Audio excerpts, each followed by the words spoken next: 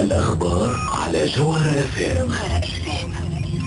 مرحبا. بداية الموجز من المكنين وحريق كبير تشهده المدينة الآن. التفاصيل مع مراسلنا طارق عويدان. مرحبا طارق. مرحبا بك ومرحبا بكل مستمعي راديو جوهر اف ام.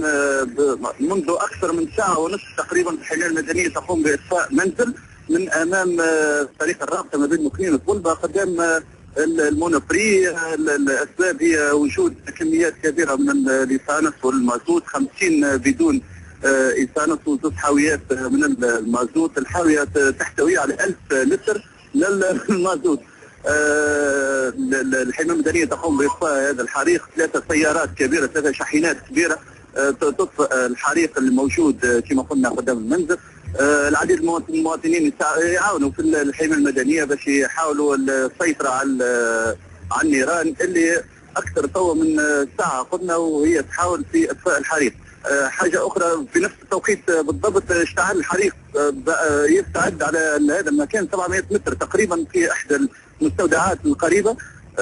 نفس المشكل هي وجود حاويات من المازوت واللي صانف.